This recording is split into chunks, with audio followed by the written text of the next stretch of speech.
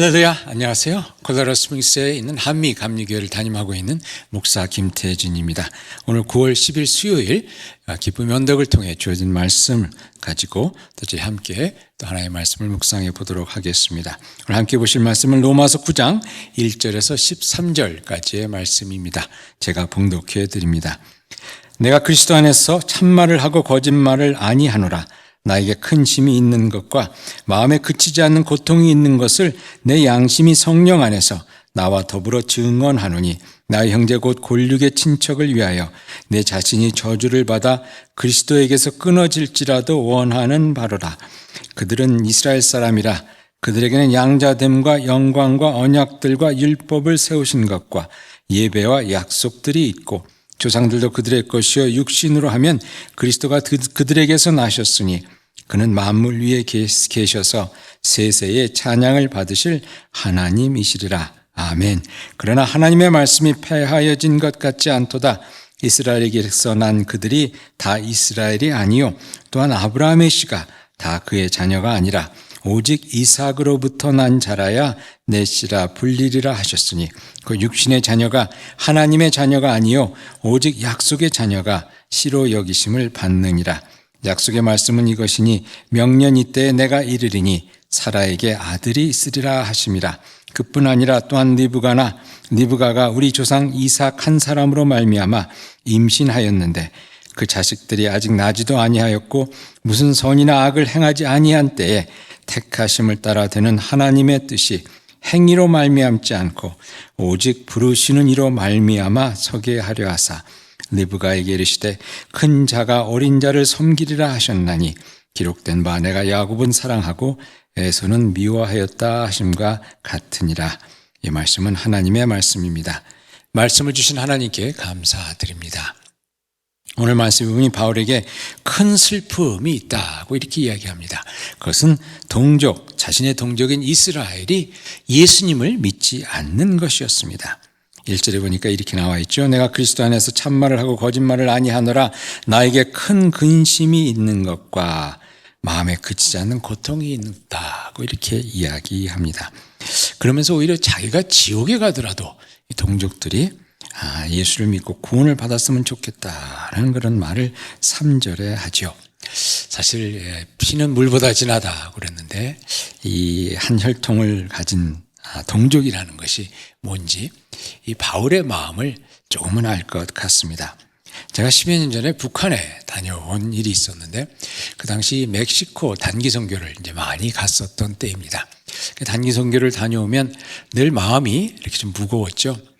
어렵게 사는 사람들을 보면서 또 마음에 어떤 동정도 가고 또 그들을 향한 또 애틋한 마음이 또 이렇게 늘 빚진 자와 같은 그런 마음이 늘 있곤 했습니다. 그런데 북한에 다녀왔을 때는 그 마음의 그 무게가 훨씬 더 힘들었던 그런 기억이 납니다. 보통 단기선교 갔다 와서 또 그들 위해서 기도하면서 이제 그렇게 할 수 있었는데 북한에 다녀와서 이 북한에 있는 그 우리 동족들이 그 어둠 가운데 이렇게 살고 있는 그 모습, 어둠의 그 세력에 짓눌려 있는 그런 모습을 보고는 그 힘든 마음이 저들을 향한 그 마음이 참 쉽게 사라지지 않아서 참 오랜 시간 동안 힘들었던 그런 기억이 납니다. 근데 바울도 그랬을 것 같아요. 이방인 선교를 다니면서 그들이 예수를 믿는 그런 기쁨과 함께 또 믿지 않을 때 가졌던 그런 안타까운 마음이 동족을 향한 그의 안타까운 마음에 비하면 참 어떻게 보면 아무것도 아니었지 않았을까 하는 그런 생각을 해봅니다.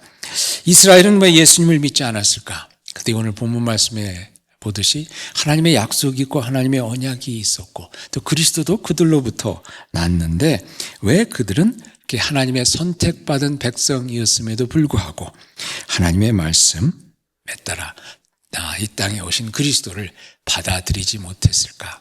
하나님의 말씀에 뭔가 이 잘못된 것이 있었나 하는 그런 생각도 해보게 됩니다. 아브라함에게 주신 약속이 있죠. 너는 복의 근원이 되리라.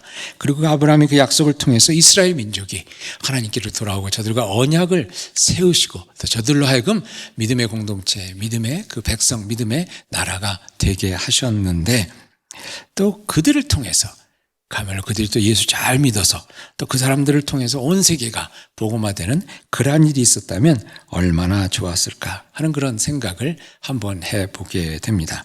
오늘 8절 말씀에 이렇게 나와 있습니다. 그런데 곧 육신의 자녀가 하나님의 자녀가 아니요 오직 약속의 자녀가 씨로 여기심을 받느니라 라고 이렇게 나와 있습니다.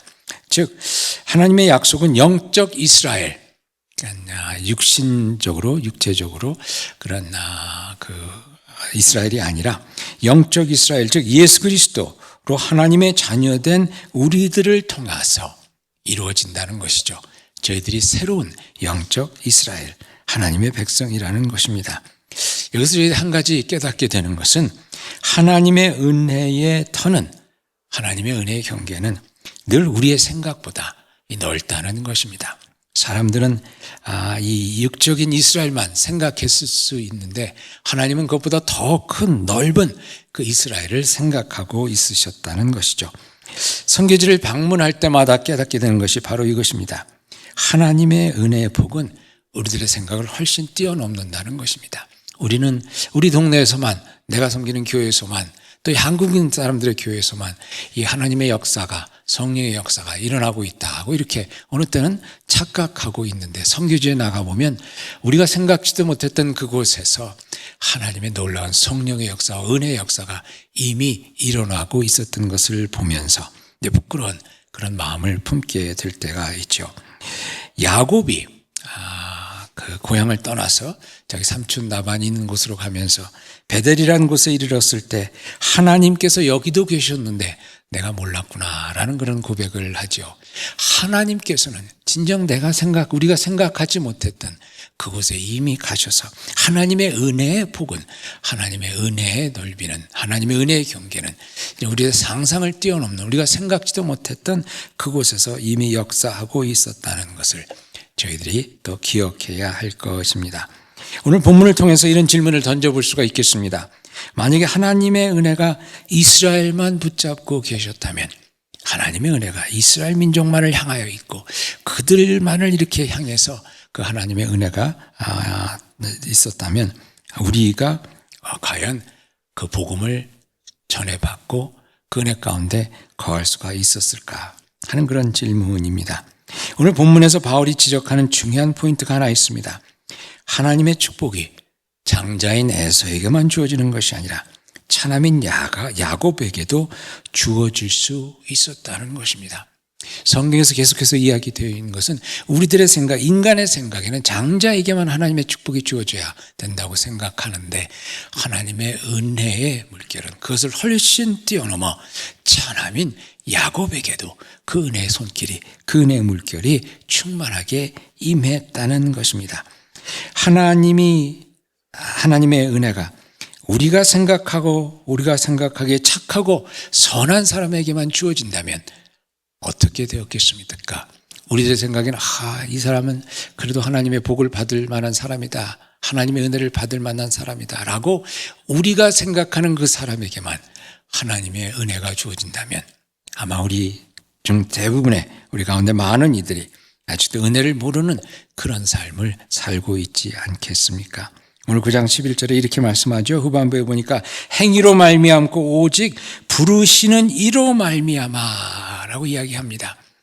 우리의 잘남과 우리의 어떤 그런 상황이 아니라 하나님, 부르시는 하나님께 그 은혜에 그 은혜가 주어지고 안 주어지고는 그 하나님께만 온전히 달려 있다는 것입니다.